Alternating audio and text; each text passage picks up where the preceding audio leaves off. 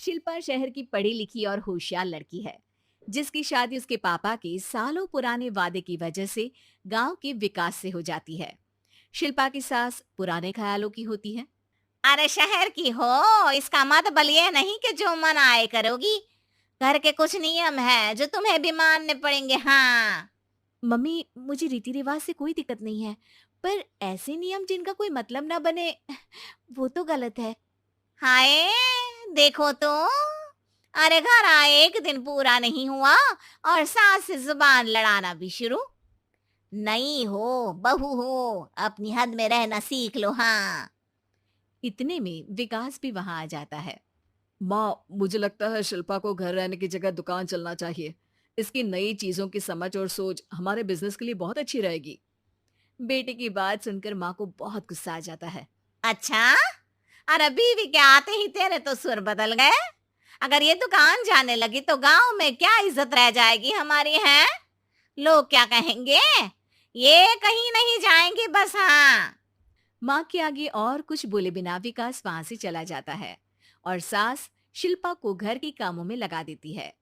उसी रात विकास और शिल्पा साथ बैठकर बातें कर रहे होते हैं। मम्मी ऐसा क्यों सोचती हैं कि औरतें कुछ नहीं कर सकती, और उन्हें लोगों की इतनी चिंता क्यों है? पापा की डेथ के बाद माँ ने दुकान संभालने की कोशिश की थी, पर लोगों ने उल्टी सीधी बातें सुनाकर उनका आत्मविश्वास इतना गिरा दिया कि वो कुछ कर ही नहीं पाई और सोचने लगी कि शायद औरतें ये सब कर ही नहीं सकती, इसलिए उनसे भी नहीं हुआ। लोगों की यही तो दिक्कत है, उन्हें अपने से ज्यादा दूसरे की जिंदगी में स्वाद आता है। वैसे लोग जिनसे डरते हैं ना, उन्हें ही तोड़ने की कोशिश करते हैं। आप फिक्र मत करो, मम्मी की सोच बदलने का तरीका है मेरे पास। और अगले ही दिन से शिल्पा अपनी सास की सोच बदलने और लोग क्या कहेंगे के डर को खत्म करने की जद्दोजहद में जुट जाती है। मम्मी, आपको पता है, गीता बबीता, अरे जिनके ऊपर दंगल फिल्म भी बनी है, मैं फिल्म बिल में नहीं देखती। हाँ। वो हरियाणा की लड़कियां हैं। दोनों रेसलर हैं। उन्होंने जब ये शुरू किया था ना, तो लोगों ने बहुत बातें बनाई, बुरा भला बोला, मजाक भी बनाया, लेकिन उन्होंने ना किसी की सुनी, ना अपने ऊपर से विश्वास खोया और ना ही हार मानी। और देखो, आज किस मुकाम पर है। अरे तो ये सब मुझे क्यों सुना रही है? हाँ। नहीं नहीं, बस ऐसे ही, हमें अपने आसपास की खबरें तो रखनी चाहिए ना। ऐसा कहकर शिल्पा अपनी सास को सोच में डालकर वहां से चली जाती है। अब शिल्पा हर दिन दुनिया के अगेंस्ट अपनी हिम्मत से सक्सेसफुल बनने वाली लड़कियों की कहानी अपनी सास को सुनाने लगती है। इसी तरह कुछ समय बीत जाता है। और माँ, आजकल बहुत चुप चुप रहती हो, सब ठीक तो है ना? बस कुछ सोचती रहती हैं, इसीलिए ज्यादा बोल नहीं पाती। ऐसा क्यों हुआ माँ? कोई दिक्कत है क्या? अरे तेरी पत्नी ही दिक्कत है। है? मैंने क्या किया? अरे रोज मुझे कुछ समझाने के मकसद से एक नई कहानी सुनाती है, पर खुद नहीं जानती कि मुझे सब पहले से पता है। हाँ। तो फिर दिक्कत क्या है माँ? लोग क्या कहेंगे? अरे उनका तो काम ही है कुछ ना कुछ कहना। आप ये सोचो कि उन्हें नजरअंदाज करके हम साथ मिलकर किस ऊंचाई पर पहुंच सकते हैं। बेटे और बहू की बातों से सोच में पड़ी माँ वहां से चली जाती है। अगली सुबह सबसे पहले तैयार सास आवाज लगाकर बेटे और बहू को बुलाने लगती है। अरे कहाँ सोते पड़े हो दोनों? किसी को घर में कोई काम नहीं है क्या? हाँ। सास की आवाज सुन शिल्पा भागती हुई कमरे से बाहर निकल आती है, जिसके पीछे विकास भी बाहर आ जाता है। मम्मी, आप इतनी सुबह तैयार होकर कहाँ जा रही हैं? अरे किसी नई शुरुआत से पहले भगवान का आशीर्वाद बनता है या नहीं? मैं सीधा दुकान जाऊंगी, तुम काम निपटा कर आ जाना है। सास की बात सुन शिल्पा और विकास खुशी से फूले नहीं समाते। ये हुई ना मेरी माँ वाली बात।